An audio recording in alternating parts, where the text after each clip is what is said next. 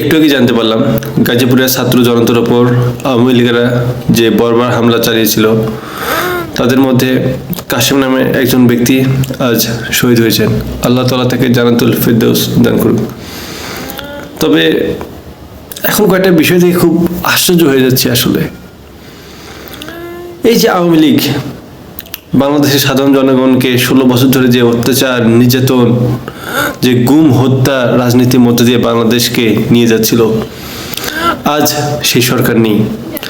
অথচ যেসব দলকে ধ্বংস করার জন্য ফ্যাসিস্ট সরকার এত তাণ্ডব চালাইছিল, আজ সেই দলের রাজনৈতিক ব্যক্তিরা ফ্যাসিস্ট এই হাসিনার দালালি করছে।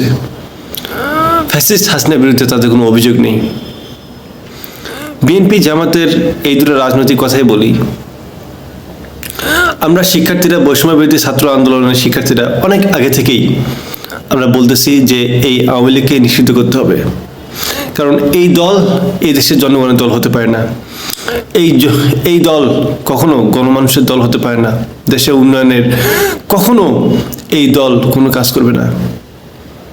অথচ এই দল সবসময় চেষ্টা করেছে বিএনপি এবং জামাতকে ধ্বংস করতে। কত হাজার হাজার এই বিএনপি জামাতের নেতাকর্মীদের হত্যা করেছে, গুম করেছে। কতজন মানুষের কোনো খবর টবর নেই। অথচ আজকে দেখুন এই বিএনপি জামাত আওয়ামী লীগের বিরুদ্ধে কোনো টু শব্দ নেই। এমন ভাব করে মনে হচ্ছে তার 3 ভাই, গলায় গলায় ভাব, মিলেন নাই কোনো অভাব। অথচ আজকেও দেখলাম যে বৈষম্য বিরোধী ছাত্র আন্দোলনের পক্ষ থেকে আওয়ামী লীগের নিষিদ্ধ ঘোষণা করা হয়েছে। কিন্তু বিএনপি নেতাদের না, আওয়ামী লীগের নির্বাচনে আসতে হবে, আমরা নিষিদ্ধ করে কে? জামাতের আর এক কথা যে আমরা আওয়ামী লীগদের সবাইকে ক্ষমা করে দিয়েছি, তাদের প্রতি অভিযোগ নেই। মানুষ কতটা ক্ষমতা লোভী হলে এই ধরনের কথাবার্তা বলতে পারে চিন্তা করে দেখুন। অথচ গত 16টা বছর আমরা এই দুই রাজনৈতিক দলের জন্য আমরা কান্না করেছি, আমরা সহানুভূতি করেছি যে আল্লাহ তাআলা যেন এই দুই দলকে রক্ষা করে, এই দুই দলের কর্মীদের যেন সহায়তা করে। অথচ ইদানিং যখন তাদের টকশোগুলো শুনি, তারা যখন ফ্যাসিস্ট হাসিনার দালালি করে, অবাক হয়ে যায়, আশ্চর্য হয়ে যায় যে কিছুদিন পূর্বেই এদের বাসায় হামলা করা হয়, এরা বাসায় থাকতে পারে না, এরা এদের এলাকায় যেতে পারে না। অথচ এখন হাসিনা পতনের পর চাঁদাবাজি করতেছে কে? এই বিএনপি। বিভিন্ন জায়গায় অপকর্ম করতেছে কি? এই বিএনপি। আশ্চর্য হয়ে যায় যে এই নেতারাই একটা সময় এই হাসিনার কারাগারে ছিল, হাসিনাদের আয়না ঘরে ছিল। এটা লজ্জা নেই, বুঝছেন? এদের আসলে কোনো লজ্জা নেই। এরা দিন শেষে যখন বাসায় যায় তখন এরা কোন মুখে এদের মুখটা এদের সন্তানদের দেখায়, কোন মুখ নিয়ে এরা স্ত্রীদের সামনে দেখায়? এদের কি লজ্জা লাগে না যে এদের মতনই কিছু লোক শুধুমাত্র ফ্যাসিস্ট হাসিনার বিরোধিতা করার জন্য তাদেরকে গুম করা হয়েছে? কত সন্তান তাদের বাবাকে হারিয়েছে, কত নারী বিধবা হয়েছে। অথচ এদের কোনো লজ্জা নেই। আর এরা নাকি আমাদের নেতা, আর আমরা সাধারণ জনগণ আমার ভাই, তোমার ভাই, অমুক ভাই, অমুক ভাই, নৌকা, ধানের শীষ, দাঁড়িপাল্লা, এসব নিয়েই আমরা আমাদের সারাটা জীবন কাটিয়ে দিলাম। নেতারা আমাদেরকে টিস্যুর মতো ইউজ করে, অথচ আমরা নেতার পদলেহন ব্যস্ত। শুধুমাত্র একটা সিঙ্গারা, একটা 7-আপের জন্যই নেতার জন্য জীবনটা বন্ধ দিতে পারি।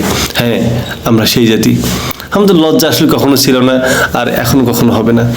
ফ্যাসিস্ট হাসিনা যদি ফিরে আসে না, আসলে এখানে অবাক হওয়ার মতো কিছু নেই। দায়ভারটা পুরোপুরি আমাদের। আসলে এই গত 16টা বছর যখন বিএনপি জামাতকে যখন দৌড়ের উপর রাখতো, আসলে ভুলটা ছিল আসলে আমাদেরই। আমরা আসলে এইসব দলদের চিনতে পারিনি। আসলে এদের জন্য দৌড়ানি ছিল একদম ঠিক। হাসিনা অন্তত একটা কাজ ঠিক করছে, বিএনপি এবং জামাতকে সবসময় দৌড়ের উপর রাখতে, সবসময় দৌড়ের উপর। আসলে এই যে কতটা নির্লজ্জ, কতটা বেহায়া, আমরা আসলে এখন বুঝতে পারতেছি। এদের জন্য দৌড়ানি একদম পারফেক্ট, একদম পারফেক্ট। আমি চাই না যে কখনো এই ফ্যাসিস্ট হাসিনা সরকার ফিরে আসুক। তবে যদি কখনো অলৌকিকভাবে যে ফিরে যদি আসে, তার প্রতি যদি আমি কোনো একটা জিনিস রাখি, অন্তত একটা জিনিস রাখবো, এই যে বিএনপি এবং জামাতের এদেরকে সবসময় দৌড়ের উপর রাখে, সবসময় দৌড়ের উপর। এটা কোনো মানুষের বাচ্চা হতে পারে না। এদের লজ্জা নেই, এরা নির্লজ্জ, এরা বেহায়া, এদের ফ্যাসিস্ট হাসিনার বিরুদ্ধে এদের কোনো কথা নেই। এরা শুধু পারে যে আমার ভাই তোমার ভাই দলীয় পদলেহন করতে পারে, টাকা চাঁদাবাজি করতে পারে, আর এই জনগণের মনকে নিয়ে এরা খেলা করতে পারে। এদের আপনারা কোথাও পাবেন না। এদের পাবেন শুধু ক্ষমতার লোভ, যেখানে সেখানে, যেখানেই চাঁদাবাজি, যেখানেই ক্ষমতা সেখানে পাবেন এদের। আর এরাই হচ্ছে আমাদের নাকি আগামী দেশের কান্ডারি, আর এরাই নাকি আগামী দিনের জনপ্রিয় নেতা। আফসোস। আসলে আমাদের দেশের শিক্ষার্থীরা, সাধারণ জনগণ সবসময় অবহেলিত। আমাদের সাধারণ জনগণের কাছে কেউ কখনো বলেনি, কেউ কখনো ভাবেনি।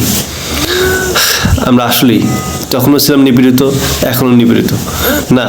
আমরা ফ্যাসিস্ট হাসিনাকে দূর করে ভুল করিনি, তবে আমরা ফ্যাসিস্ট হাসিনাকে তাড়িয়ে একটা জিনিস ছিলাম যে এই বিএনপি জামাত এই দলগুলো কতটা মুখোশ পড়েছিল আমাদের জনগণের সামনে, অন্তত এইগুলো আমরা বুঝতে পারছি। আফসোসটা থাকবে না এটাই যে আমরা তো দালালটাও চিনতে পারছি। হাসিনা যদি 100% অপরাধের যতটুকু করে, যদি বলি যে 100% অপরাধের মধ্যে বেশিরভাগ অপরাধ এই ফ্যাসিস্ট যে দালাল বিএনপি এবং জামাত, তারপর হচ্ছে হাসিনা। এরা সবাই আসলে অপরাধী, এরা সবারই আসলে বিচার হওয়া উচিত, সবার বিচার হওয়া উচিত। এরা আসলে ক্ষমতায় যাওয়ার কোনো যোগ্যতা রাখে না। এরা হচ্ছে একটা ক্ষমতা লোভী, এরা হচ্ছে ক্ষমতা লোভী, লালসা এদের পূর্ণ। এদের দেখুন যোগ্যতা নেই এই দেশের মানুষকে রাজনীতি করার, এদের কোনো লজ্জা নেই এদেশে রাজনীতি করার। এরা কাপুরুষ, এরা বেহায়া।